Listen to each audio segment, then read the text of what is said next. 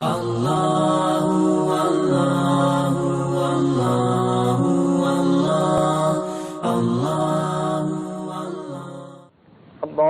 صل على سيدنا محمد وعلى آل سيدنا محمد وبارك وسلم.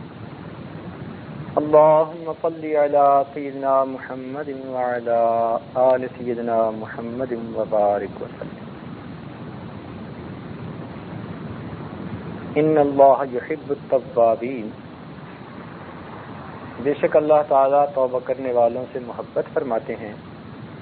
ویحب المتطہرین، اور پاک رہنے والوں سے بھی محبت فرماتے ہیں. اردو زبان میں دو لفظ استعمال ہوتے ہیں، ایک صاف اور ایک پاک. دونوں میں فرق ہے. ممکن ہے ایک چیز صاف تو نظر آ رہی ہو مگر شرعی نقطہ نظر سے پاک نہ ہو، اور ممکن ہے کہ ایک چیز پاک تو ہو مگر میلی نظر آ رہی ہو، صاف نہ ہو. تو صاف ہونا اور چیز ہے، پاک ہونا اور چیز ہے. شریعت نے ہمیں اس بات کا حکم دیا کہ نماز میں ہمارے کپڑے پاک بھی ہوں، صاف بھی ہوں، ہمارا بدن صاف بھی ہو، پاک بھی ہو. اس لیے جو لوگ خانسامے وغیرہ کا کام کرتے ہیں، پسینے کا کام کرتے ہیں، اگر وہ انہی کپڑوں میں نماز پڑھیں تو اس کو مکروہ کہا گیا ہے. ان کو چاہیے کہ وہ اپنے نماز کے کپڑے علیحدہ رکھیں تاکہ اس میں پسینے کی بو نہ ہو. اس لیے ایسی جرابیں، ایسے کپڑے، ایسی چیزیں پہن کے مسجد میں آنا جن سے بو آ رہی ہو اس کو مکروہ کہا گیا ہے. اور ویسے بھی حدیث پاک میں آتا ہے کہ جب تک کپڑا صاف ہوتا ہے اللہ تعالیٰ کا ذکر کرتا ہے، اور جب وہ میلا ہو جاتا ہے ذکر چھوڑ دیتا ہے. اس لیے فقہا نے میلے کپڑے سے نماز پڑھنا مکروہ کہا. آج کل طہارت کا معاملہ انتہائی ڈھیلا ہے، اور اسی کی وجہ سے پھر عبادات کا اثر نہیں ہوتا. الحمدللہ. اس لیے عبادات کا معاملہ بہت ڈھیلا.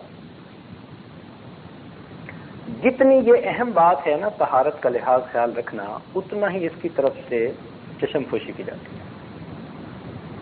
بلکہ اکثر دوستوں نے تو کبھی طہارت سیکھی نہیں ہوتی. کیا مطلب؟ یعنی باقاعدہ کسی عالم کے پاس بیٹھ کر اس کے مسائل سیکھے ہوں، پوچھے ہوں، فلاں صورت میں مجھے کیا کرنا چاہیے، فلاں صورت میں کیا کرنا چاہیے. نہیں، دیکھا دیکھی گھر میں بچپن میں کچھ ماں نے بتا دیا اور باقی دیکھا دیکھی اپنا ایک انداز بنا لیا، اسی انداز سے زندگی گزر جاتی.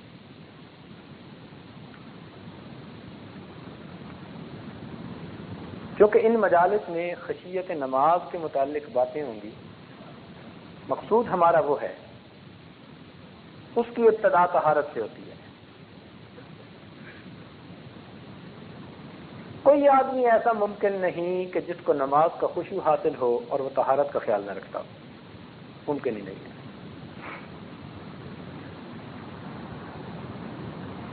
تو اس لیے آج کا عنوان طہارت رکھا گیا.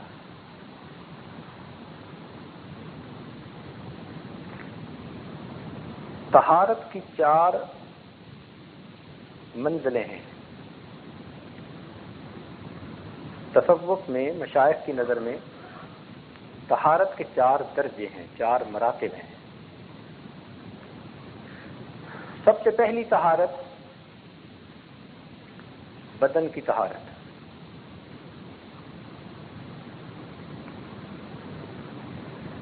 لباس کی طہارت، جو چیزیں کھائیں پیئیں، طعام، اس کی طہارت. بدن کی طہارت عام طور پر زیادہ توجہ طلب ہے.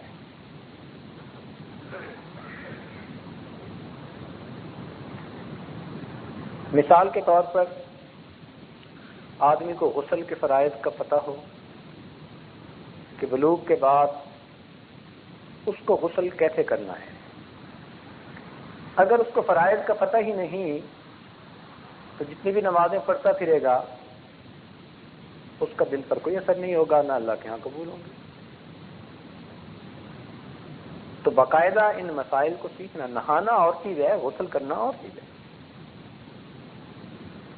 مردوں میں تو پھر بھی ممکن ہے کہ غسل کے فرائض کا پتہ ہو، عورتوں میں غفلت بہت زیادہ ہے. کچھ وہ اس کو شرم و حیا کی باتیں سمجھتے ہوئے مسئلے پوچھتی بھی نہیں ہے واضح. اور گھر کے مردوں میں اور مردوں میں فرق کوئی نہیں ہوتا. بات ذرا سخت سی کر دی ہے مگر کر ٹھیک دی ہے.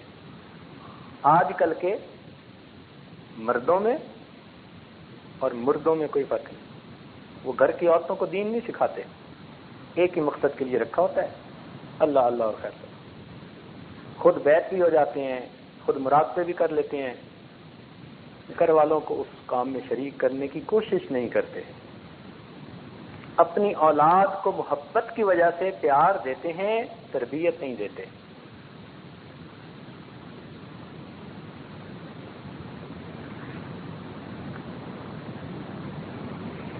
تو خود مرد اگر طہارت کا خیال نہیں رکھیں گے تو عورتیں کیسے خیال رکھیں گی، بچے کیسے خیال رکھیں گے؟ گھر میں ناپاکی سب سے زیادہ بچوں کے ذریعے سے پھیلتی ہے، اور وہ معصوم ہوتے ہیں. ان بچوں کو کیا پتا، وہ پاکی ناپاکی کو نہیں سمجھتے. وہ اسی باتھ روم میں جائیں گے، اسی لوٹے کو استعمال کریں گے.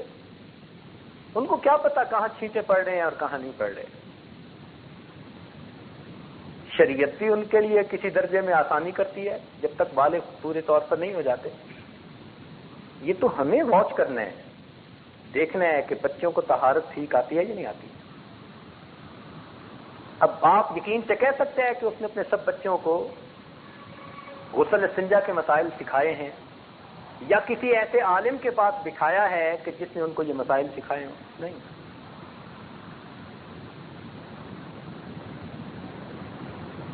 وہ بچے گیلے پاؤں کے ساتھ آئیں گے اور پھر اسی مصلے پہ نماز پڑھیں گے جہاں پہ ہم پڑھتے ہیں. اب جب گیلے پاؤں سے مصلے پہ کھڑے ہوئے تو مصلے پہ بھی اس کا اثر آیا.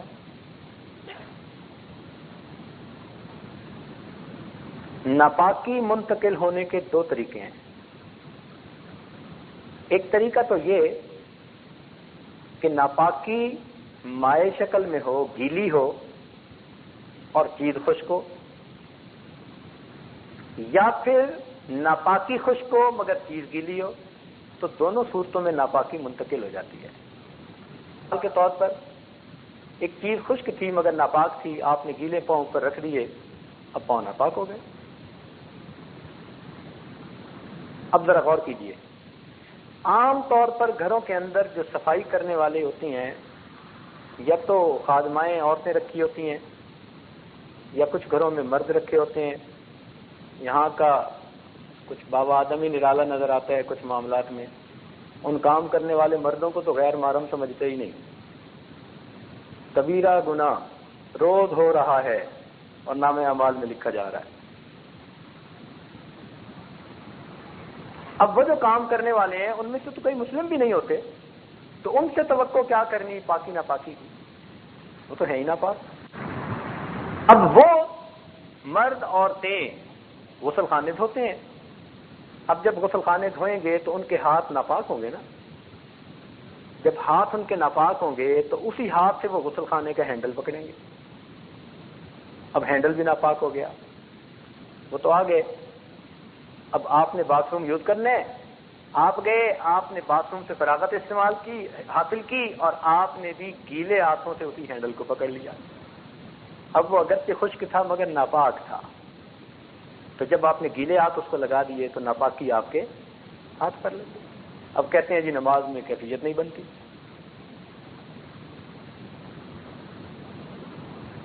زہر کوئی جان کر پیے یا بے دھیانی میں پیے، زہر نے تو اثر کرنا ہے.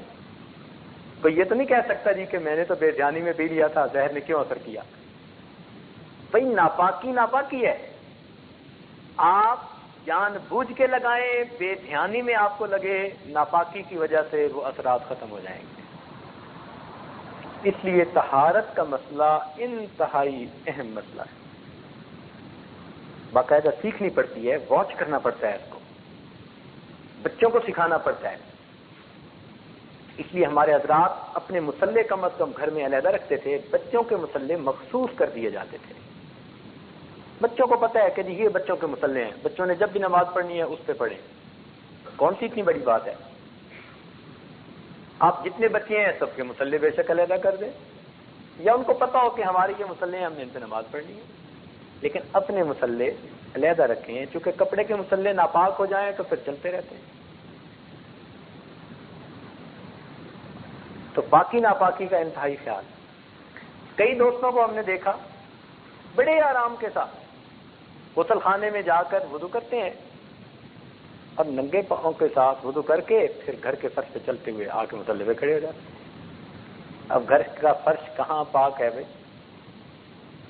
گھر کے فرش پہ تو روز وہ موپ کرتی ہے خادمہ، سویپ کرتی ہے، اور جس چیز سے اس کو سویپ کرتی ہے وہ چیز غسل خانوں میں بھی استعمال ہوتی ہے، فرش پہ بھی استعمال ہوتی ہے، تو کوئی گارنٹی نہیں کر سکتا۔ آپ کو ایک نئی سی چیز بتا دوں، ہم لوگ ایئرپورٹ پہ آ رہے تھے، قریب کا ایک ملک ہے، نام نہیں لیتا پھر مسئلہ نہ کھڑا ہو جائے، تو ایئرپورٹ پر مسجد بنی ہوئی ہے، نئی بنی ہے، خوبصورت، نمازیں ہم بھی پڑھتے تھے، قدرتاً ہم اس دن پہنچ گئے، اللہ نے ہمیں محفوظ رکھنا تھا۔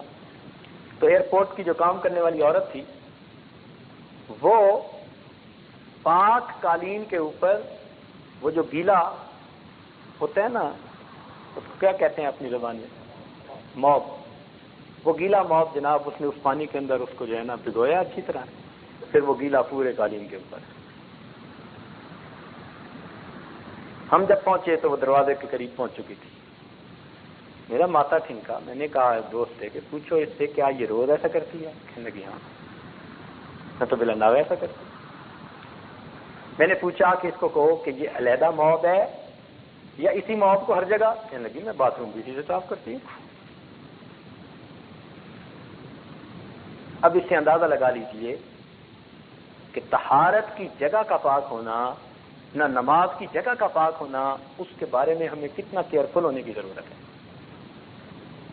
پھر ہم نے اس دوست کو مشورہ دیا کہ ایئرپورٹ کے قریب ایک مسجد ہے، اس مسجد کے ذمہ دار لوگوں کو بھیجیں اور یہاں کی انتظامیہ سے کہیں کہ مسجد کی صفائی ہم ذمہ لیتے ہیں، ہمارا بندہ آ کے کرے گا، آپ کو متفکر ہونے کی ضرورت نہیں ہے۔ میں نے کہا ایک بندہ اپوائنٹ کرو، اجر ملے گا، لوگوں کی نمازیں ٹھیک ہوں گی۔ تو پھر ان کو یہ تجویز پسند آئی تو انہوں نے کہا انشاءاللہ اس کی صفائی کی ذمہ داری ہم لیں گے۔ تو اس لیے گھروں میں بھی اسی طرح کام کرنے والیوں، ان کو تو مسائل کسی نے نہیں پڑھائے سکھائے ہوتے، ان سے توقع بھی نہیں کرنی چاہیے کہ ان کو پتہ ہوگا ان چیزوں کا۔ تو ناپاکی پھر گھر کی ہر چیز میں ٹرانسفر ہوتی چلی جاتی ہے۔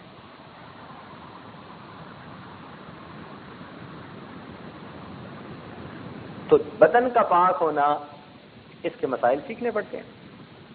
عورتوں میں عام طور پر بالوں کے کھولنے کے معاملے میں سستی ہوتی ہے، چلو، لیکن ان کی جو یہ چھوٹی رنگ وغیرہ پہنتی ہیں یا کچھ ناک میں پہن لیتی ہیں یا ادھر پہنتی ہیں، ان کو بھی ٹھیک طرح سے ہلا کے پانی نہیں پہنچاتی ہیں، حالانکہ وہاں بھی پانی کا پہنچانا فرض ہوتا ہے۔ تو انہوں نے نہا تو لیا، لیکن وہ جو جگہیں ہیں یا وہ جو جسم کے سوراخ ہیں ان میں پانی نہیں پہنچا صحیح طرح سے، اور کئی جگہوں پر تو نیل پالش لگا لیتی ہیں، ویسے ہی کام چوڑ ہو جاتا ہے۔ نیل پالش یا لپسٹک ان کی تہ چڑھ جاتی ہے، اس لیے اگر یہ لگی ہوئی ہوگی تو نہ غسل ہوگا نہ انسان کا وضو ہوگا۔ اور عورتوں کی جہالت کا یہ حال ہے اس وقت کہ میں ایک ملک میں تھا تو مسجد کے متولی صاحب نے یہ واقعہ خود سنایا، بڑا شہر نہیں تھا، ذرا دیہات سی تھی، لیکن مسجد کا متولی نیک بندہ تھا، اچھا بندہ تھا، رو رہا تھا بیٹھا ہوا۔ پوچھا کیا ہوا؟ کہنے لگا جی حال یہ ہے میرے اپنے گھر کا، حالانکہ میں گھر کے اندر تعلیم بھی کرواتا ہوں اور سارا کچھ کرتا رہتا ہوں، نیکی کی بات بھی کرتا رہتا ہوں، میاں بیوی ہم اکٹھے ہوئے، فجر کا وقت میں نے غسل کیا، نماز پڑھنے چلا گیا، معمول تھا اشراق تک مسجد میں بیٹھنے کا۔ اس دن جی چاہا کہ میں جا کے آرام کروں چونکہ سارا دن کام کرنا ہے، تو میں نماز پڑھتے گھر آ گیا. میں نے دیکھا کہ میری بیوی بھی آرام سے نماز پڑھ رہی ہے. تو مجھے خیال آیا کہ بھائی میں نے نہایا تو ٹھنڈ بہت تھی، ٹھنڈی بہت تھی، تو اس نے بڑی ہمت کی کہ اتنا جلدی فارغ بھی ہو گئی، ورنہ پانی گرم کرنے میں نہانے میں وقت لگنا ہے. تو میں نے پوچھا کہ تم نے اتنا جلدی نہا بھی لیا؟ کہنے لگی میں تو نہیں نہائی. آپ کیوں نہیں نہائی؟ کہنے لگی میں کوئی کسی غیر مرد کے پاس گئی ہوں جو میں ناپاک ہوئی ہوں. تب پتہ چلا محنت کی.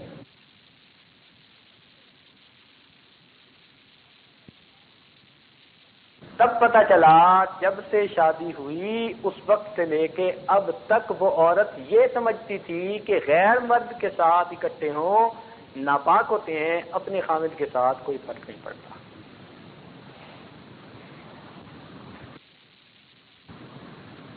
تو اس لیے بچیوں میں طہارت کے مسائل، اسی تو ہم کہتے ہیں کہ بچیوں کو کیوں نہیں عالمہ فاضلہ بناتے، ان کو کیوں نہیں دینی تعلیم دیتے. میرے دوستو، کسی آدمی کے 2 بچے ہوں نا، ایک بیٹا اور ایک بیٹی، اور اس کی حیثیت اتنی ہو کہ 2 میں سے ایک کو دین کی تعلیم دے سکتا ہے، تو اس کو چاہیے کہ بیٹی کو تعلیم پہلے دے. اس لیے کہ مرد پڑھا فرد پڑھا، عورت پڑھی خاندان پڑھا. اور آج کل بچیوں کی تعلیم کی طرف سے بہت ہی غفلت ہے، بہت غفلت ہے. ہمارے حضرات تو خود پڑھایا کرتے تھے. درمیان میں ایک واقعہ یاد آ رہا ہے.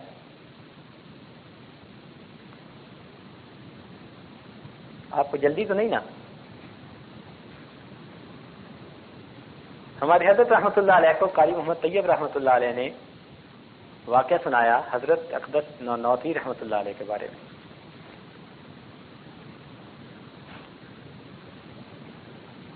فرماتے ہیں کہ دادی اماں نے یہ واقعہ سنایا، یعنی قاری طیب صاحب نے خود یہ دادی اماں سے سنا.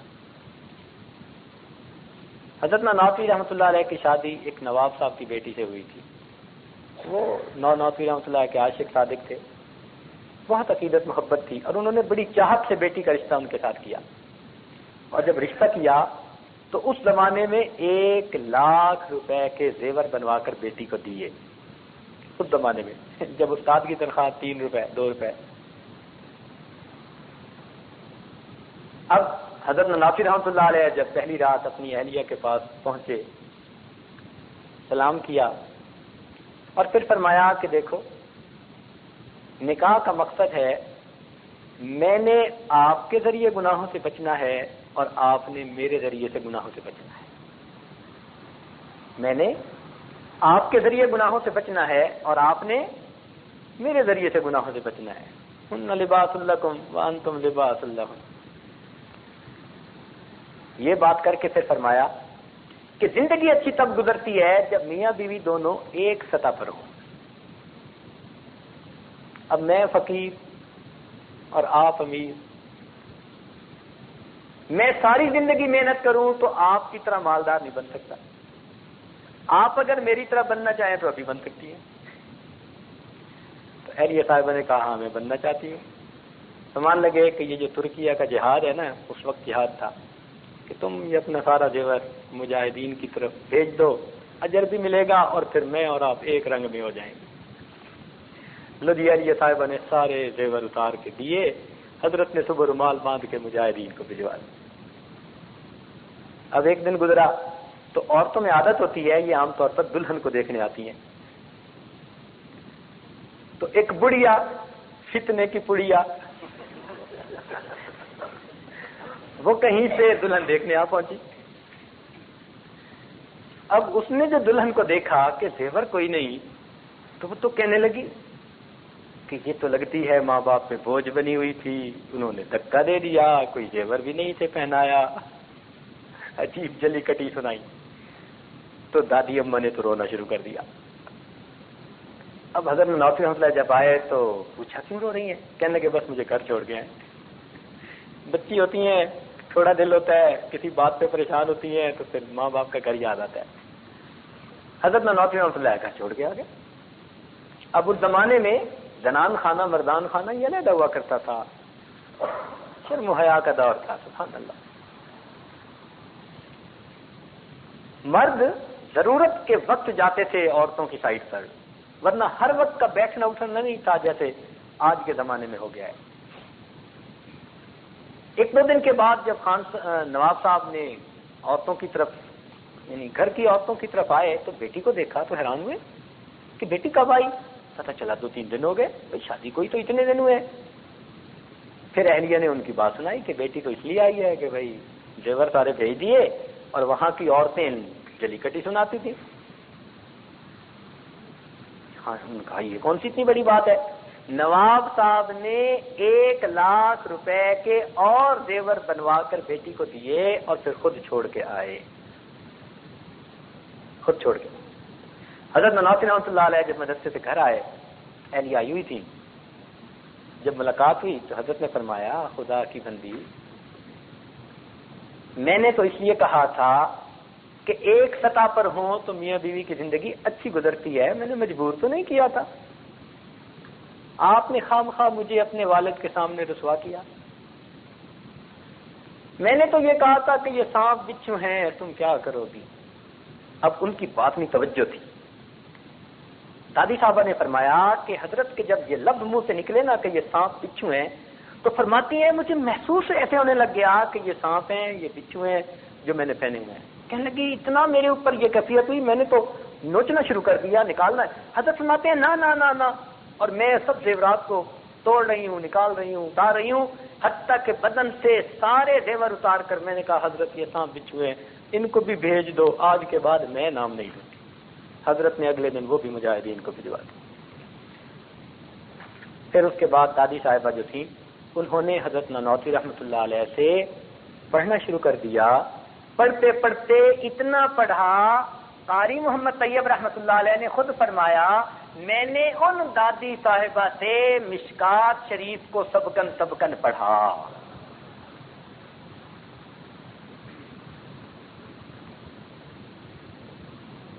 تو ہمارے اسلاف گھر کی عورتوں کو اس طرح بنایا سنوارا کرتے تھے کہ جس کو الف با کا بھی پتہ نہیں تھا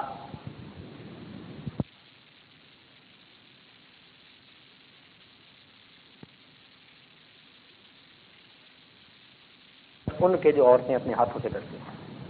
اس لیے کہ اس میں اگر 3 سائیکل ہیں نا مشین میں، آٹومیٹک پانی آئے اور 3 سائیکل، اتنا پیور اتنا صحیح وہ سفید کر دیتی ہے کہ ایک قطرہ پانی نہیں رکھ دیتا. 2 بندے مل کے بھی کپڑے کو نچوڑے تو اتنا نہیں نچوڑ سکتے جتنا مشین نچوڑ دیتی ہے. اور اگر 3 مرتبہ وہ رنس کرتی ہے تو الحمدللہ کپڑے بالکل پاک ہیں، 100% پاک. ہاں اس کو نکال کے پھیلانے والی عورت اپنے ہاتھوں کا خیال رکھے. اب کیا کرتی ہیں کہ کپڑے تو پاک دھل گئے لیکن اٹھا کے پھیلانے والی گھر کی نوکرانی ہے. اب وہ انہی ہاتھوں سے پاک کپڑوں کو لے جا کے پھیلا رہی ہے، پھر وہی سارا کچھ. تو آپ پورے پروسیس پر نظر ڈالیں.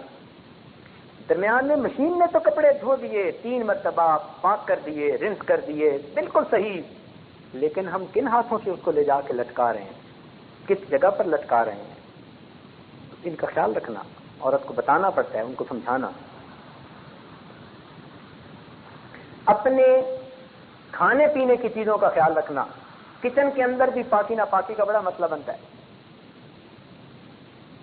اور اگر کام کرنے والی یہ دوسری عورتیں ہوں تو ان بیچاریوں کو کیا پتا، وہ چیز نیچے گرے گی اسی ہاتھ سے اٹھا کے اس کو اوپر رکھ دیں گے. اور اچھے اچھے دوستوں میں برتنوں کے تلوے کے بارے میں تو احساس ہی نہیں ہوتا کہ یہ بھی ناپاک ہوتے ہیں. برتنوں کے تلوے کو ہمیشہ مشکوک ہی سمجھیں. آپ کو نہیں پتا وہ کس جگہ پر رکھے گئے. اور دوست کیا کرتے ہیں کہ گھر سے کھانا لے کے آئے اور ٹرے کو اوپر رکھ دیا دسترخوان پر. یہ سب سے بڑی غلطی ہوتی ہے. ٹرے اوپر رکھنے کی کیا ضرورت ہے؟ ٹرے کو رکھیں سائڈ پر اور جو اندر برتن پڑے ہیں وہ اٹھا کے رکھیں دسترخوان پر. ٹرے تو انہوں نے فرش پر رکھا ہوگا، ٹرے تو زمین پر رکھ دیا ہوگا. ٹرے کے تلوے کا کس کو پتا کہ 100% پاک ہے؟ تو برتنوں کے تلووں کے بارے میں ہمیشہ نظر رکھیں کہ کس کس برتن کے تلوے پاک رہتے ہیں اور کہاں ناپاک ہو سکتے ہیں. تو ان کا خیال رکھیں. عورتیں اگر طہارت کے صحیح مسائل کا خیال نہ رکھنے والی ہوں اور ہر وقت ان کے ذہن پہ طہارت کی فکر نہ رہے تو وہ کئی مرتبہ چیزیں دھو کر آدھی پاک اور بعض دوسری، وہ بڑا چوڑ ہو جاتا ہے مسئلہ. اس لیے ہوٹلوں کے کھانے سے پرہیز کریں. حد الوسع، کوئی سفر ہو یا کوئی عذر ہو تو ایک شرعی چیز ہے، وگرنہ حد الوسع کوشش کریں کہ باہر کی بنی پکی ہوئی چیز ہرگز مت کھائیں. کچھ نہیں پتا کہ سال میں وہ چیز بنائی پکائی گئی. لوگوں کو چائنیز کھانے کا شوق ہوتا ہے. ذرا پکانے والوں کے کمرے میں جا کے دیکھا کریں نا کہ وہاں پک کیسے رہا ہوتا ہے وہ. آپ اس کے بعد توبہ کر لیں اور اس جگہ پر جانا چھوڑ دیں. اور پھر کئی لوگ تو غیر مسلموں کے ہوٹلوں میں جاتے ہیں، جی میکڈونلڈ پہ جانا ہے،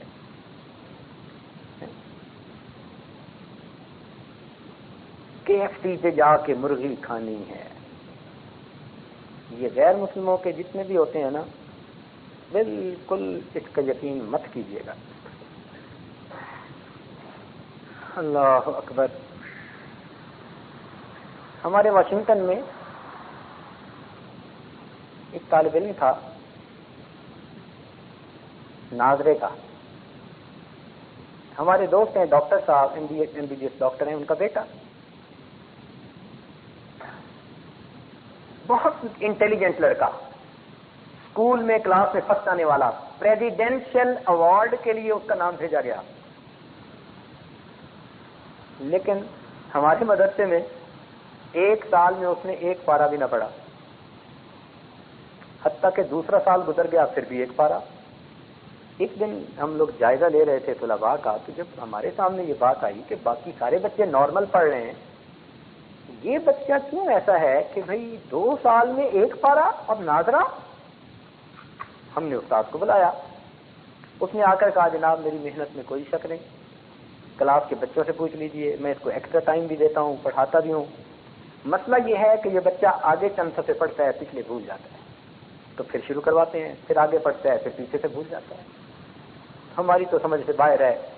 جتنی محنت اس پر کی، اگر میں اتنی محنت 10 بچوں پر کرتا تو وہ قرآن پڑھ جاتے. مجھے نہیں سمجھ کے اس کو کیا ہے.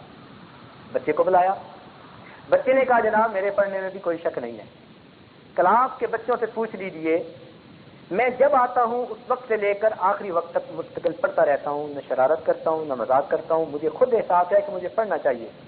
مجھے سمجھ نہیں آتی، میں اپنے اسکول میں اتنا انٹیلیجنٹ ہوں کہ میرا نام جو ہے اسکالرشپ والوں میں ہے، اور یہاں پر میں آگے چند صفحے پڑھتا ہوں بھول جاتا ہوں، مجھے سمجھ نہیں آتی. ہمیں اور زیادہ فکر ہوئی کہ بھئی جب استاد بھی پڑھا رہا ہے، بچہ بھی پڑھ رہا ہے، تو پھر کہیں نہ کہیں تو مصیبت ہے. خیر متفکر رہے، اللہ سے دعا مانگتے رہے. الحمدللہ اللہ تعالیٰ نے اگلے دن تہجد کے بعد ایک بات دل میں ڈالی، تو شرح صدر ہو گیا کہ ہاں کوئی نہ کوئی گڑبڑ ایسی ہی ہے. اگلے دن ہم نے بچے کو بلایا اور بلا کر پیار سے پوچھا کہ بچہ بتاؤ کہ تم کیا کیا کھاتے ہو، کہاں کہاں کھاتے ہو. اب جب اس سے پوچھا تو اس نے جناب 6-7 امریکن ہوٹلوں کے نام، ریسٹورینٹ کے نام دے دیے کہ جی وہاں کی فش اینڈ چپ پسند ہے، اور فلاں جگہ کی جو ہے وہ چکن نگٹس پسند ہے، اور فلاں جگہ کا پیزا پسند ہے. پتہ چلا کہ شام کا کھانا گھر میں پکانے کی عادت ہی نہیں تھی. ماں باپ بچوں کو لے جا کے انہی جگہوں پہ کھانا کھا کے آتے. اب ہم نے اگلے دن کہا کہ جی والدین کو لے کے آؤ، ماں کو بھی باپ کو بھی، دونوں کو لے کے آنا.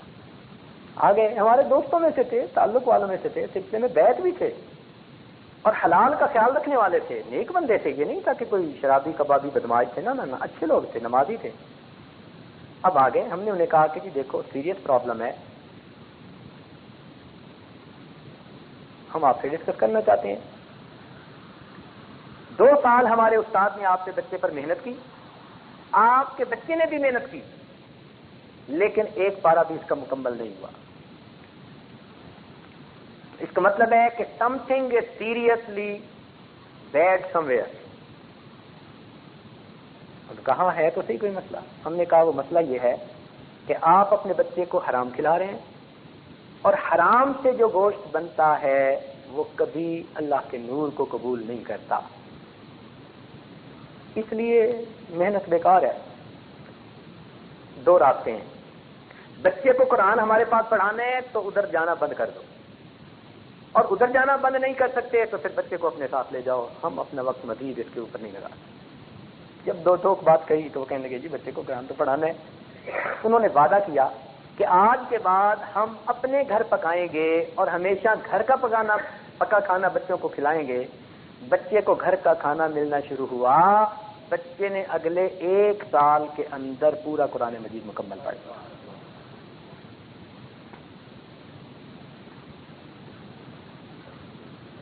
لوگ کہتے ہیں جی اولاد ہماری بات نہیں مانتی, نافرمان بن گئی ہے. جی آپ نے حلال تو کمایا, ہو سکتا ہے زکوٰۃ نہ نکالی ہو تو حلال مال بھی ناپاک ہو گیا. ہو سکتا ہے آپ نے زکوٰۃ نکالی ہو, سود شامل کیا ہو سکتا ہے آپ نے باقی ساری احتیاطیں کی ہوں, بچوں نے اس مال سے ایسی چیزیں خرید کے کھائی ہوں کہ جو حرام چیزیں ان میں شامل ہوں. تو اس لیے ان تمام چیزوں کا خیال رکھنا پڑتا ہے. اینڈ ریزلٹ تو یہ ہے نا کہ پیٹ میں کیا جا رہا ہے. اگر پیٹ میں پہنچنے سے پہلے کہیں نہ کہیں اس میں کوئی خلاف شرع چیز آ گئی تو اثرات تو وہ حرام کے ہی مرتب ہوں گے.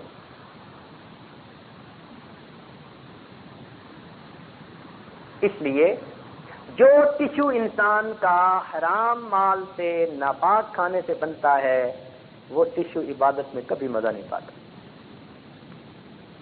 اس میں گناہ کرنے کی طلب پیدا ہوتی ہے. تو اس لیے آپ اولاد کو حلال پاکیزہ مال کھلائیے, کھانا کھلائیے, اور حلال کی برکت اپنی آنکھوں سے دیکھیے. اس لیے ذکر و سلوک میں رزق حلال اور صدق مقال, ان دو چیزوں کی بڑی اہمیت ہے. رزق حلال اور صدق مقال, دو چیزوں کی بہت اہمیت ہے. اس کی اتنی اہمیت ہے, ایک واقعہ جو ہماری کتابوں میں لکھا ہے. حضرت مجدد ثانی رحمۃ اللہ علیہ کے ایک بیٹے تھے جن کا نام تھا محمد معصوم. پیدائش سے پہلے حضرت کو الہام ہوا اللہ تعالیٰ کی طرف سے کہ ہم آپ کو ایسا بیٹا دیں گے جو پوری زندگی کبیرہ گناہ نہیں کرے گا, اللہ کی حفاظت رہے گی. ایسا پاکیزہ بیٹا, غلامن تقیہ. تو جب یہ الہام ہوا تو حضرت نے بچے کی پیدائش پر اس کا نام محمد معصوم رکھا. یہ بچہ ایسا تھا رمضان المبارک کے دنوں میں بھی اپنی والدہ کا دودھ نہیں پیا کرتا تھا. 55 شیر خارگی کے زمانے میں, حتیٰ کہ اس سال عید کا چاند دیکھنے میں اختلاف ہوا تو حضرت مجدد ثانی رحمۃ اللہ نے عید کی نماز پڑھ لی. کسی نے پوچھا کہ جی پتہ نہیں روزہ نہ ہو کہیں, اختلاف جو ہے کچھ لوگوں نے رکھا ہے کچھ نے افطار کیا. حضرت نے بچے کو بھیجا کہ جاؤ پوچھو محمد معصوم نے دودھ پیا یا نہیں. تو گھر والوں نے بتایا کہ پورا رمضان کبھی نہیں پیا, آج دن میں اس نے دودھ پی لیا. فرمایا الحمدللہ آج افطار کا دن ہے, میرے بیٹے نے بھی افطار کیا ہے. تو اس کو کہتے ہیں مادر زاد ولی, ماں کے پیٹ سے ولی بن کے پیدا ہونا. کہیں کہیں اللہ تعالیٰ ایسے بندے پیدا کر دیتا ہے. یہ معصوم نہیں ہوتے, یہ محفوظ ہوتے ہیں. انبیاء کرام معصوم ہوتے ہیں اور اولیاء کرام محفوظ ہوتے ہیں, اللہ تعالیٰ کی حفاظت ہوتی ہے. چنانچہ اس بچے کا یہ حال تھا کہ 9 سال کی عمر میں امام ربانی مجدد ثانی رحمۃ اللہ علیہ نے اس کو نسبت نقشبندیہ کے حصول کی بشارت عطا فرما دی تھی. 9 سال کی عمر کی, اتنی چھوٹی عمر تھی. فرمایا تھا کہ تجھے سلسلے کی نسبت جو ہے نصیب ہو چکی, تمہارا دل اس سے منور ہے. حضرت ایک دفعہ نماز پڑھ کے باہر نکلے تو دیکھا کہ جو نمازیوں کے جوتے ہیں وہ کچھ ادھر پڑے ہوئے ہیں لائن میں اور کچھ ادھر پڑے ہوئے ہیں لائن میں, بڑے سلیقے سے رکھے ہوئے. تو حضرت مجدد صاحب متوجہ ہوئے کہ یہ کیا معاملہ ہے. تو آپ پر کھولا گیا کہ بھئی ادھر کے جوتوں والے جو ہیں وہ اصحاب الیمین ہیں اور ادھر والے اصحاب الشمال ہیں. اب جب یہ انعام ہوا تو آپ بڑے حیران ہوئے. آپ نے پوچھا کہ یہ کیا ہوا. تو کسی نے بتایا جی محمد معصوم بچہ آیا تھا, وہ کھیل رہا تھا جوتوں سے, تو آدھی لائن ادھر لگا دی آدھی لائن ادھر لگا. حضرت نے فرمایا اس کا مطلب ہے کہ اس کا کشف اتنا ہو گیا ہے اور یہ بچے سے سنبھالا نہیں جائے گا، تو حضرت نے اپنے شیخ خواجہ باقی باللہ رحمۃ اللہ علیہ کو خط لکھا کہ حضرت میرے بیٹے کا کشف اتنا بڑھ گیا، اب میں کیا کروں؟ خواجہ صاحب نے فرمایا میرے پاس بھیج دو۔ انہوں نے اپنے بچے کو خواجہ باقی باللہ رحمۃ اللہ علیہ کے پاس سرہند سے دہلی بھیجا۔ جب وہاں گیا تو خواجہ باقی باللہ رحمۃ اللہ علیہ نے اس زمانے کے بازار کا پکا ہوا کھانا کھلا کر 3 دن کھلایا، ان کا کشف ختم ہو گیا۔ اب اس زمانے کے بازار کا کھانا کیا ہوگا بھائی؟ تو اگر اس زمانے کے بازار کا کھانا کھا کر کشف ختم ہو جاتا ہے تو پھر آج کے بازار تو آپ جانتے ہیں، وہ ایمان کا خطرہ ہو جاتا ہے۔ اس لیے ایک عادت بنا لیجئے کہ کھانا گھر کا کھانا ہے پکا ہوا، باہر کا نہیں کھانا، یا سفر میں یا کوئی اور عذر میں جو شرعی ہو تو پھر شریعت اس کے لیے اجازت دے دیتی ہے۔ تو بدن پاک، کپڑے پاک، اور انسان جو کھانا کھاتا ہے یہ کھانا پاک ہو۔ چنانچہ حضرت خواجہ غلام علی دہلی رحمۃ اللہ علیہ جو مرزا مظہر جان جانا رحمۃ اللہ علیہ کے خلیفہ خاص تھے، وہ فرماتے ہیں کہ ایک مرتبہ میں کہیں دعوت پر چلا گیا اور وہاں پر مشتبہ کھانا کھا لیا۔ فرماتے ہیں میری کیفیات بند ہو گئیں، میں نے شیخ کو بتایا، شیخ نے کہا کہ روزانہ آنا، میں تمہیں خاص مراقبہ کرواؤں گا، توجہ ڈالوں گا۔ فرماتے ہیں کہ میں 1 مہینہ متواتر جا کر شیخ سے توجہ لیتا رہا، تب میری وہ کیفیت ختم ہوئی۔ ایک مرتبہ کا کھانا تھا۔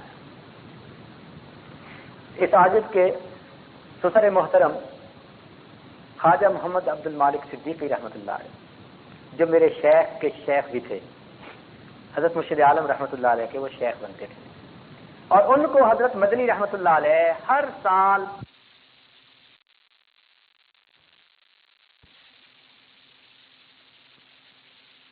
خواجہ عبد المالک صدیقی رحمۃ اللہ علیہ نے 1 ہفتہ ٹھہرنے کا پروگرام کیا اور تیاری کی کہ میں جاؤں۔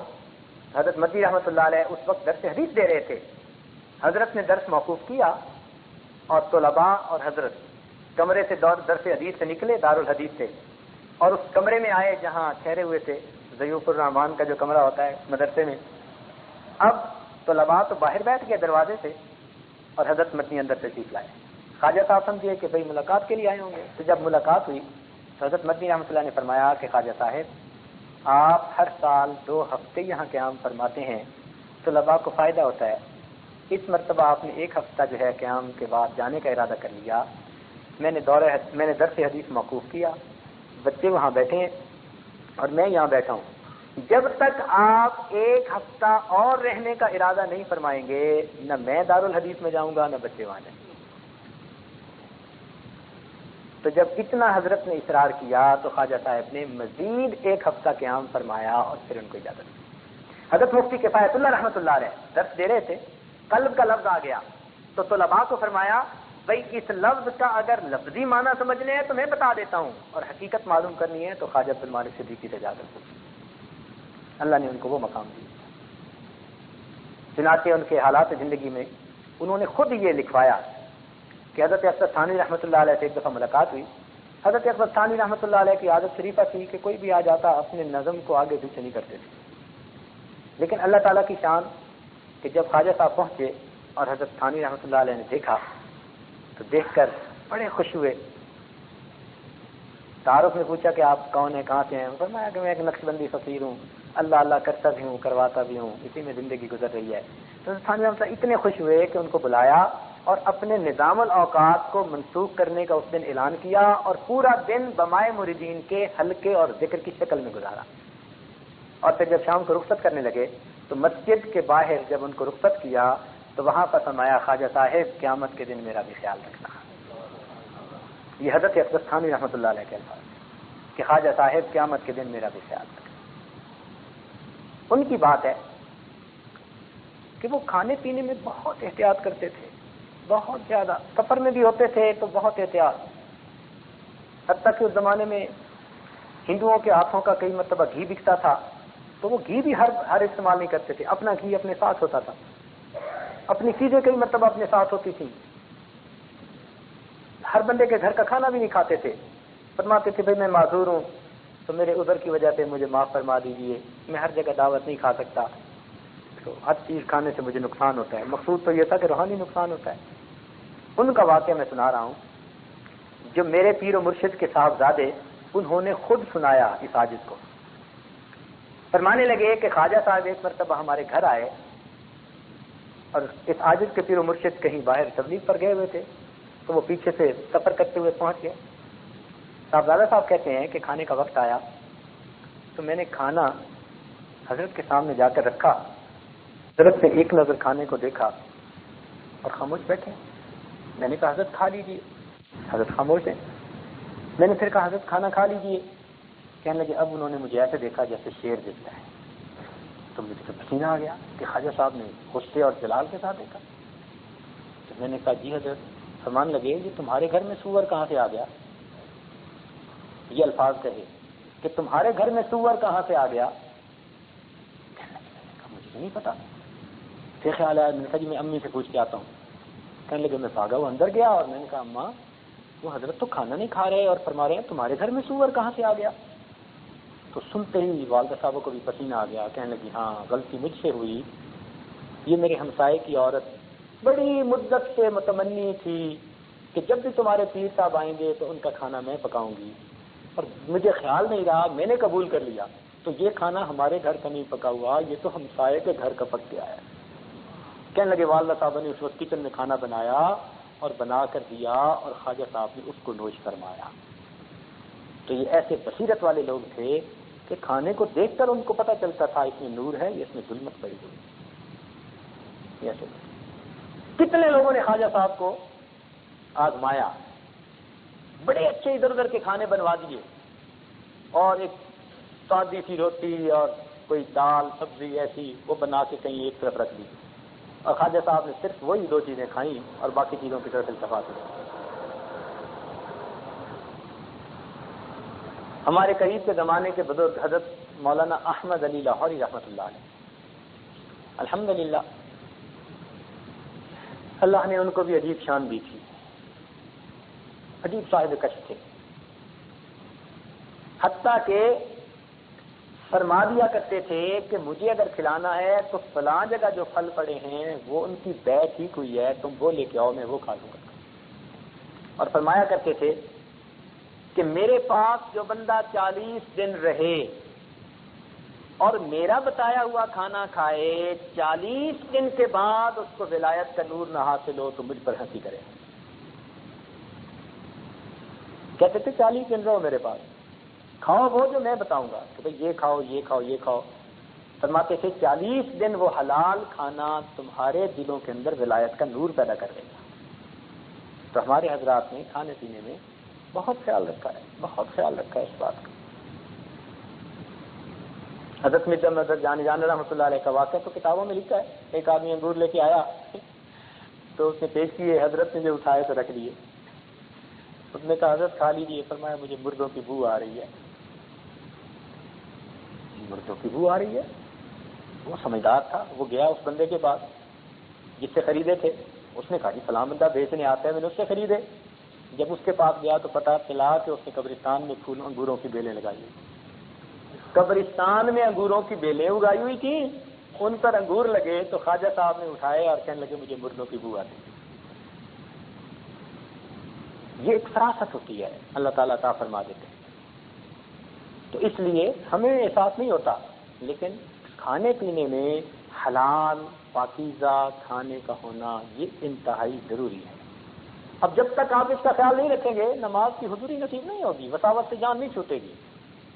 آپ کہیں جی میں تو بڑی کوشش کرتا ہوں مجھ سے جان چھوٹے، بھائی اگر مقام احسان والی نماز پڑھنی ہے، اگر اولیاء والی نماز پڑھنی ہے، اگر اکابرین والی نماز پڑھنی ہے تو اس کی پریپریشن کرنی پڑے گی، اور یہ اس کی پریپریشن ہے، گراؤنڈ پریپیئر ہوتا ہے اس سے۔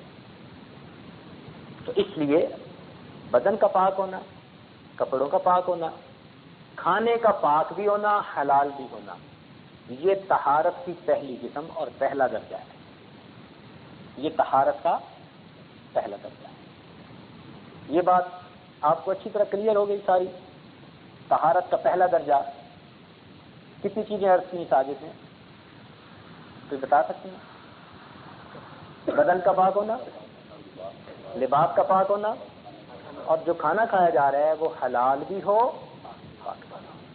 اور اس کی تفصیلات اس لیے کر دی کہ تاکہ آپ کے سامنے رہیں۔ طہارت کا دوسرا درجہ اپنے جسم کے اعضاء کو گناہوں سے پاک کرنا۔ طہارت کا دوسرا درجہ کیا ہے؟ جسم کے اعضاء کو گناہوں سے پاک کرنا۔ دیکھیں، پہلی جو قسم تھی وہ ظاہری نجاست کے بارے میں تھی، اور اب جو بتا رہے ہیں یہ باطنی نجاست کے بارے میں۔ یہ باطنی نجاست بھی تو ہوتی ہے، تبھی تو فرمایا انما المشرکون نجس، کہ مشرک نجس ہوتے ہیں۔ اب وہ نہا دھو کے بھی غسل خانے سے نکلے پھر بھی نجس، اس لیے کہ نجاست حکمی ہے، سمجھے؟ ایک نجاست ظاہری ہوتی ہے، ایک نجاست حکمی ہوتی ہے۔ تو جب انسان گناہوں کا مرتکب ہوتا ہے تو جس عضو سے گناہ کیا وہ عضو گویا ناپاک ہو گیا، اس پر نجاست لگ گئی۔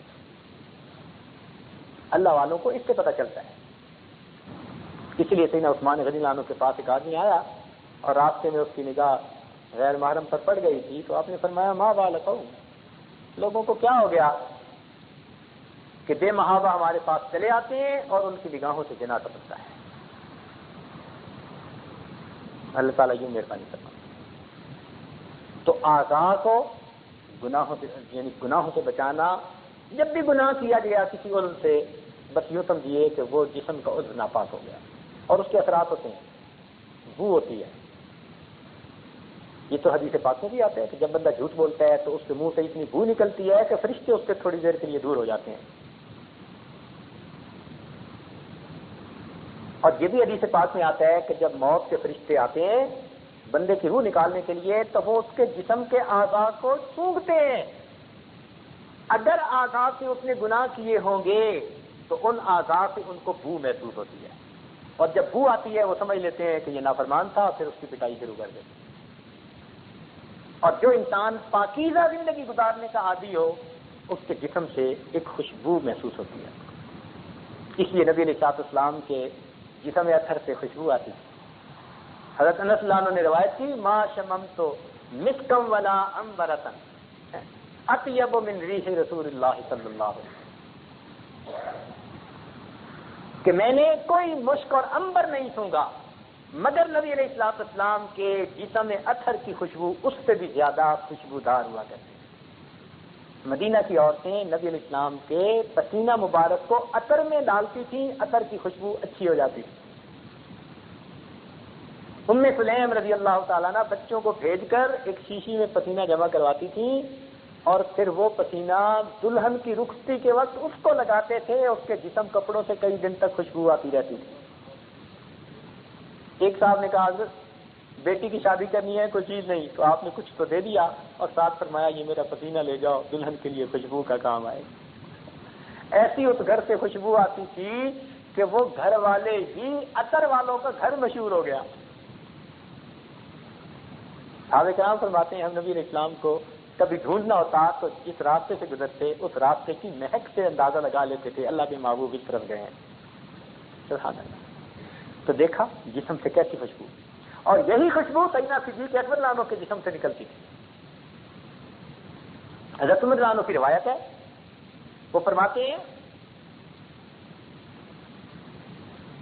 کہ سیدنا صدیق اکبر کے جسم سے ایسی خوشبو آتی تھی اطیب من ریح المسک، جو کہ مشک کی خوشبو سے بھی زیادہ جو ہے وہ خوشبودار ہوا کرتی تھی۔ تو اس لیے اللہ والے چونکہ نیکی کی زندگی گزارتے ہیں ان کے جسموں سے خوشبو محسوس ہوتی ہے، فرشتوں کو بھی خوشبو آتی ہے۔ اس لیے جو ذکر کرنے والے لوگ ہیں نا قلبی ذکر، وہ فرشتوں کو پتہ نہیں چلتا، ان کو تو اتنا چلتا ہے کہ خوشبو آئی، وہ لکھتے ہیں نام اعمال میں خوشبو آئی خوشبو آئی۔ اللہ تعالیٰ قیامت کے دن پوچھیں گے بھائی یہ کیا لکھا؟ اللہ خوشبو آتی تھی، پتہ تو نہیں چلتا تھا ہے کیا؟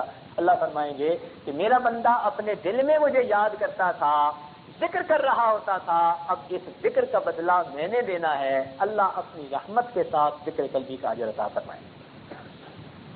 تو گناہوں کی وجہ سے اعضاء ناپاک ہو جاتے ہیں اور نیکی کی وجہ سے پھر ان کی نجاست ختم ہو جاتی ہے، دھل جاتی ہے۔ اس کو نجاست حکمی کہتے ہیں۔ ظاہر میں تو بندہ کافر ہوگا، گورا چٹا ہوگا بدن اس کا، مگر پھر بھی نجس ہے، کیونکہ مشرک کو اللہ تعالیٰ نے نجس فرما دیا۔ تو پہلا درجہ ظاہری بدن، کپڑے، کھانا، ان چیزوں کی نجاست سے پرہیز کرنا، بچنا۔ اعضاء کو گناہوں کی نجاست سے بچانا، یعنی یہ ذہن میں رکھیں کہ جب بھی غیر محرم پر ہماری بری نظر پڑے گی ہماری آنکھ ناپاک ہوگی، زبان سے جھوٹ نکلے گا ہماری زبان ناپاک ہوگی، ہاتھ سے ہم نے کسی کے حقوق کو غصب کیا ہاتھ ناپاک ہو گئے۔ تو جس عضو سے گناہ کر رہے ہیں وہ ناپاک ہے۔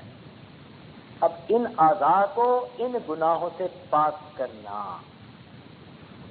آج کل بعض دوست گناہوں سے بچتے ہیں 70%، 75%، 80%، 90%، 95%۔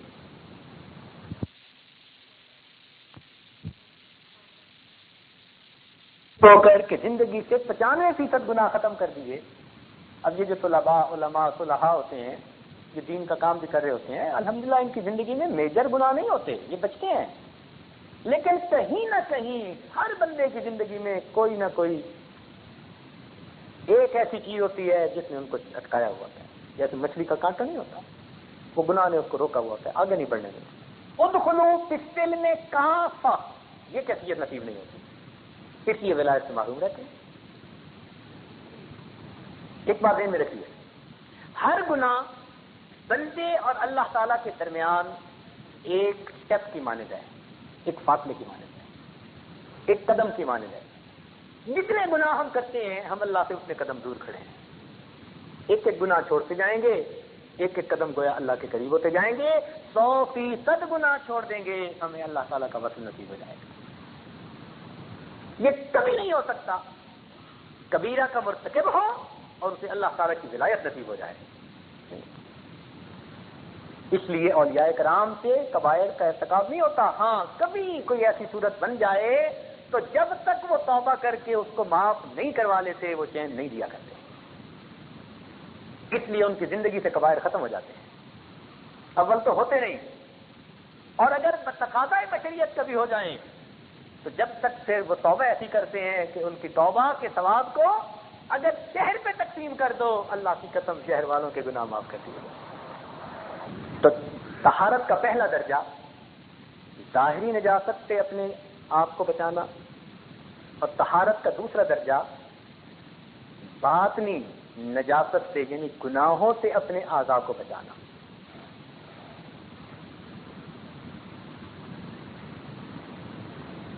مردوں میں عام طور پر آنکھ کے گناہ زیادہ، عورتوں میں عام طور پر زبان کے گناہ زیادہ۔ ہمارا یہ تجربہ ہے، دیندار عورتیں بھی گول مول ایسی بات کر جائیں گی جو آرام سے جھوٹ ہوگا، اور بڑے آرام سے کہ بس میں نے گول سی بات کر دی۔ بھائی وہ جو کہہ رہی ہے نا آپ میں نے گول سی بات کر دی وہ جھوٹ ہے۔ تو آج تو وقت ایسا ہے کہ نیک عورتیں، آپ تجربہ کر کے دیکھ لیجئے، ذرا سی کوئی بات ہوگی نا بس میں نے اس کو نہیں پتہ چلے اس لیے جھوٹ بول دیا، اس کو پتہ نہ چلے اس لیے جھوٹ بول دیا، اس کو پتہ نہ چلے، وہ آپس میں پتہ نہ چلے اسی میں پتہ نہیں جھوٹ پہ جھوٹ بولتی چلی جاتی۔ تو عورتوں کے اندر زبان کے گناہ زیادہ یعنی جھوٹ اور غیبت، اس قسم کے گناہ عورتوں میں عام، اور مردوں میں شرمگاہ کے گناہ عام۔ اور اگر شرمگاہ گناہوں سے بچے بھی صحیح تو اس کی جو مبادیات ہیں، آنکھوں سے گناہ ہونا، کانوں سے گناہ ہونا، وہ تو ہو ہی جاتے ہیں۔ اس لیے مردوں کو اس سے بچنے کی زیادہ کوشش کرنی چاہیے، عورتوں کو اس پر بچنے کی زیادہ کوشش کرنی چاہیے۔ تو اپنے آپ کو گناہوں سے بچانا، اپنے حواس کو گناہوں سے محفوظ کرنا، یہ جو اعضاء ہیں ان کو گناہوں سے بچانا، یہ طہارت کی دوسری قسم۔ طہارت کا تیسرا درجہ دو درجے کون کون سے ہوئے ذرا بتا دیجئے، مجھے تسلی ہو جائے کہ آپ کے ذہن میں یہ چیز. بدن کا پاک ہونا، لباس کا پاک ہونا، کھانے کا پاک اور حلال ہونا، یہ پہلا درجہ. یہ ظاہری نجاست سے متعلقہ چیزیں ہیں. دوسرا درجہ کس سے متعلق ہے؟ باطنی نجاست سے.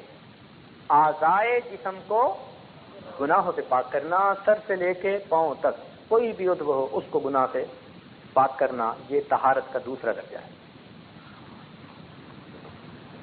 طہارت کا تیسرا درجہ طہارت دماغ از تخیلات، اپنے دماغ کو بھی برے منصوبوں سے اور شیطانی شہوانی خیالات سے پاک کرنا. ایک ہوتا ہے گناہ نہ کر سکنا، ایک ہوتا ہے دل میں گناہ کی ہوس ہونا. اور کسی نے کہا کہ جس نے بری نظر سے کسی غیر محرم کو دیکھا اپنے دل میں وہ اس عورت کے ساتھ زنا کر چکا. حقیقت تو یہی ہے. جس نے بھی کسی غیر محرم کو شہوت کی نظر سے دیکھا اپنے دل میں تو وہ اس سے زنا کر چکا نا.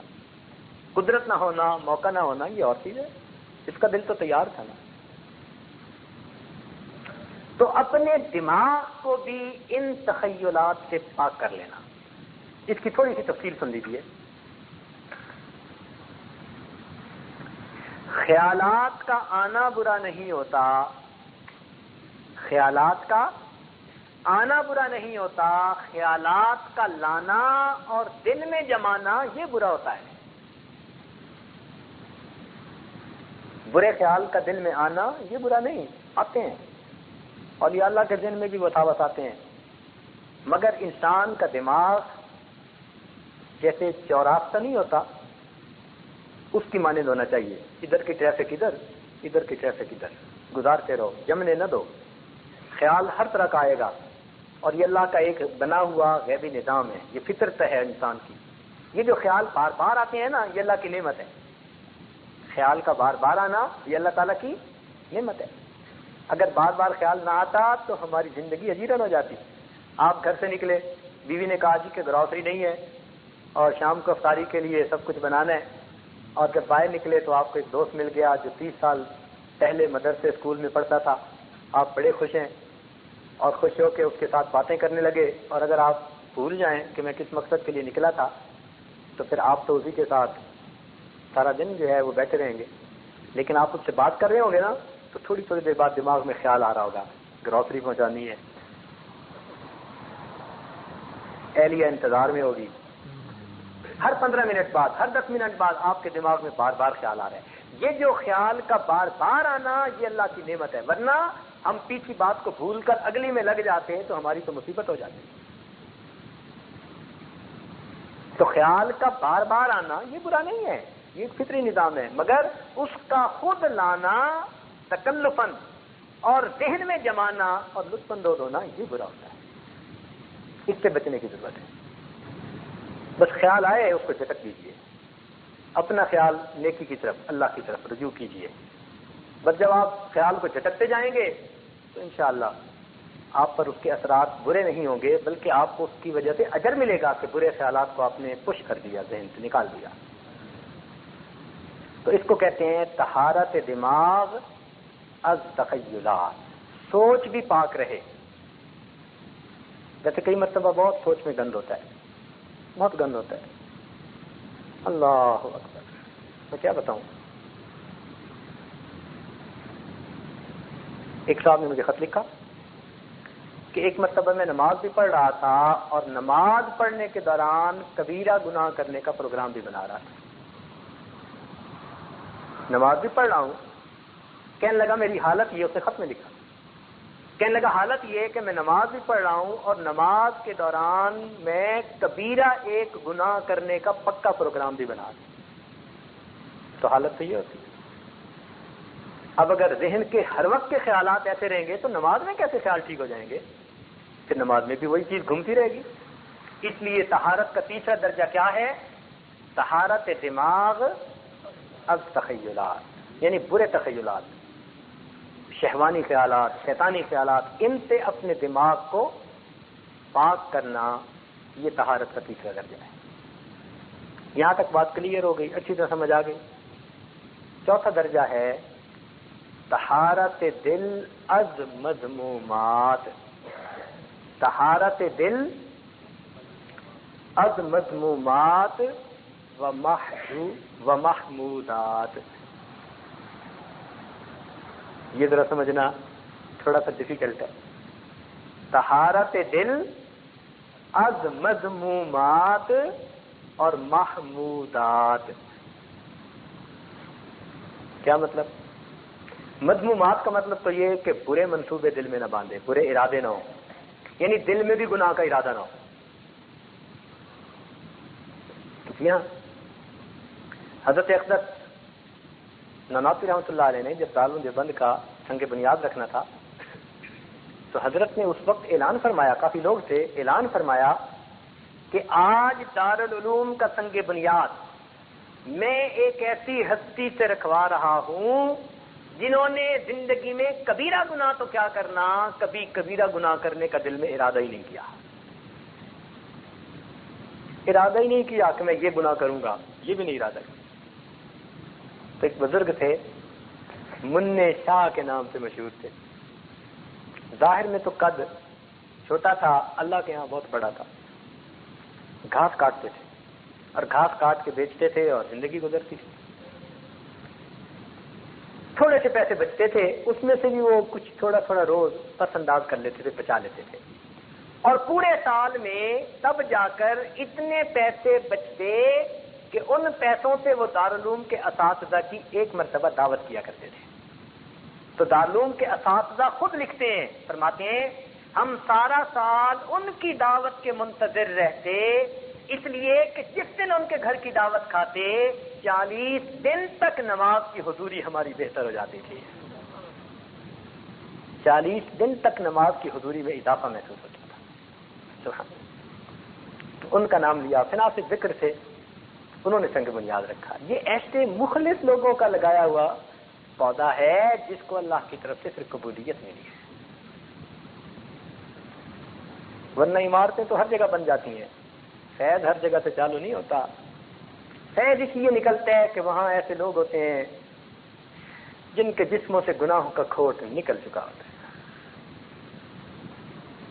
اس لیے ذنون مصری رحمۃ اللہ علیہ فرماتے تھے کہ متقی انسان وہ ہے جس کے دل کی تمناؤں کو مجسم کر کے تشتری میں رکھا جائے اور اس تشتری کو سرے بازار پھرائیں تو ایک بھی بات ایسی نہ ہو جس پر اس کو ندامت ہو. فرماتے تھے یہ کیفیت ہے تو یہ متقی انسان، یعنی دل میں بھی کوئی مذموم ارادہ نہ ہو. اس کو کہتے ہیں طہارت دل از مذمومات. اور دوسری بات کہی از محمودات. کیا مطلب؟ کہ اگر کوئی نیکی کے کام کرتا ہے نا تو اس پر بھی خود پسندی دل میں نہ ہو. محمودات کہتے ہیں اچھی باتوں کو، تو اچھی باتوں کا بھی دل کے اندر مان نہ ہو، میں نیک ہوں، اچھا ہوں، یہ بھی دل میں نہ ہو. یہ خود پسندی بھی بندے کے گرنے کا سبب ہے. یہ خود پسندی تو گرا جاتی ہے. سمجھے؟ اب یہاں پر ایک تفصیلی نقطہ عرض کرتا ہوں.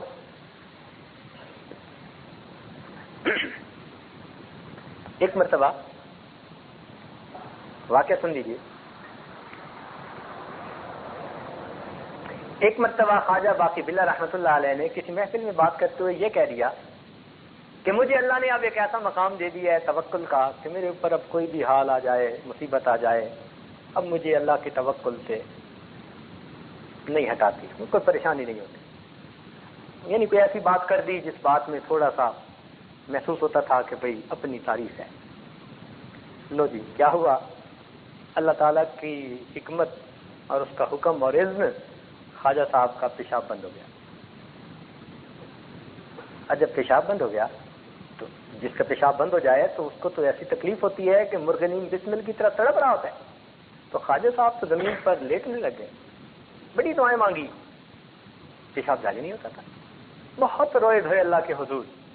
بالآخر دل میں الہام کیا گیا کہ فلاں مدرسے کے طلباء کے جا کر دعا کرواؤ تو ہم اس بیماری سے نجات عطا کریں۔ خواجہ باقی باللہ رحمت اللہ علیہ چل کر گئے اور مدرسے کے طلباء سے فریاد کی کہ میرے لیے دعا کرو، میری طبیعت ٹھیک ہو جائے، مصیبت پریشانی بیماری دور ہو جائے۔ مدرسے کے طلباء نے دعا دی، اللہ رب العزت نے اس بیماری کو دور فرما دیا۔ یہ کیوں ہوا تھا؟ خود پسندی کی بات ہوئی تھی۔ اللہ تعالیٰ نے ایسے بندوں کے پاس بھیجا جو طالب علم تھے، درجے میں ان سے بہت نیچے نظر آتے تھے، اللہ تعالیٰ پھر ذرا سیدھا کر دیتے ہیں سوچ کو، کم درجے کے بندے کے پاس بھیج دیا تاکہ وہ عجب یا میں والی کوئی صورت ہی نہ رہے باقی۔ تو خواجہ باقی باللہ کے ساتھ یہ معاملہ ہے۔ اب تفصیلی نقطہ یہ ہے کہ مفسرین نے لکھا کہ ایک مرتبہ حضرت موسیٰ علیہ السلام سے کسی نے مجمع میں پوچھ لیا کہ جی اس وقت دنیا میں سب سے بڑا علم والا کون ہے؟ تو انہوں نے کہہ دیا میں ہوں سب سے بڑا علم والا۔ اب بات بھی سچی تھی، وقت کے نبی ہی سب سے بڑے علم والے ہوتے ہیں، عالم ہوتے ہیں، مگر پھر بھی ایک دعویٰ تو نکلتا ہے۔ چونکہ بات سے دعویٰ نکلتا تھا اس لیے اللہ رب العزت نے پیغمبر کے مقام پر ہونے کے باوجود ان کو ایک کم درجے کے بزرگ کے پاس بھیجا، جاؤ ذرا خضر علیہ السلام کے پاس۔ تو خضر علیہ السلام کے پاس بھیجنے میں حکمت یہ تھی کہ بڑائی صرف اللہ کو زیبا ہے، اور کسی کی زبان سے بھی کوئی ایسا لفظ نکلے جس میں کچھ بڑائی نظر آتی ہو، پروردگار وہیں اس کا معاملہ سیدھا کر دیتے۔ اس کے لیے فرمایا کہ طہارت دل از مذمومات و محمودات، نہ برائیوں کے منصوبے ہو نہ اپنی نیکیوں پہ بندہ فریفتہ ہو۔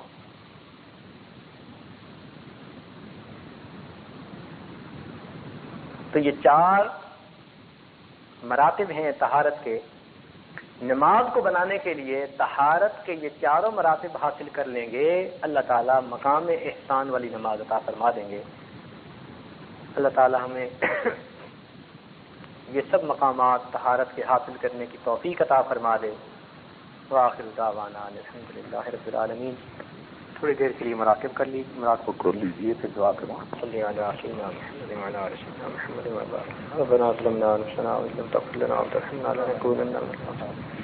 رب اغفر وارحم وتجاوز عما تعلم انك انت الغفور۔ اللهم انا نسألك الهدى والتقى والعفاف والغنى، اللهم انا نسألك العفو والعافية والرزق، اللهم استعملنا بسنة نبيك سيدنا محمد صلى الله عليه وسلم، توفنا على ملته وأجرنا منه، اللهم أعنا على ذكرك وشكرك وحسن عبادتك وتلاوة كتابك، اللهم اكفنا بحلالك عن حرامك وأغننا بفضلك عمن سواك، صلى الله تعالى على حبيبه سيدنا محمد وآله وأصحابه أجمعين برحمتك يا الله۔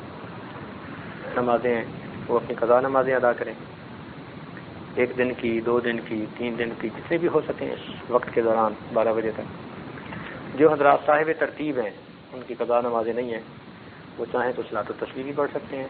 یہ ایک ایسی نماز ہے کہ جس کے احادیث میں بہت فضائل، اور نبی الاسلام نے فرمایا اپنے چچا کو کہ اے چچا اگر ہو سکے تو روز پڑھ لیا کر، اور اگر نہ ہو تو پھر ہر ہفتے میں 1 مرتبہ پڑھ لیا کریں، یہ بھی نہ ہو تو مہینے میں 1 دفعہ، اور یہ بھی نہ ہو تو سال میں 1 دفعہ، اور یہ بھی نہ ہو تو زندگی میں 1 دفعہ پڑھ لیا کریں تاکہ اس کی برکتوں سے آپ بہرہوار ہو سکیں۔ تو اس لیے قدرت نے موقع دیا ہے، 8-9 دن ہیں، تو اگر دن میں اس وقت وہ لوگ صلاۃ التسبیح پڑھنا چاہیں تو ایک اچھا وقت ہے، معمول ہے۔ الحمدللہ قیام اللیل بھی ہو جائے گا، صلاۃ التسبیح بھی ہو جائے گی۔ تیسری ترتیب یہ ہے کہ ہمارے حافظ صاحب کی 4 رکعت تراویح بھی ہیں، ایک ربع، 1 پاؤ پارا، یعنی 1 پاؤ وہ قرآن مجید کی تلاوت کریں گے 4 رکعت میں۔ تو جو حضرات ان کے پیچھے اقتداء کرنا چاہیں، 3 صورتیں بہرحال کوشش کریں۔ 5 منٹ ابھی آپ حضرات ذرا پانی پی لیں، ذرا ریلیکس کر لیں، تو 11:30 بجے ہم ان سے گزارش کریں گے کہ وہ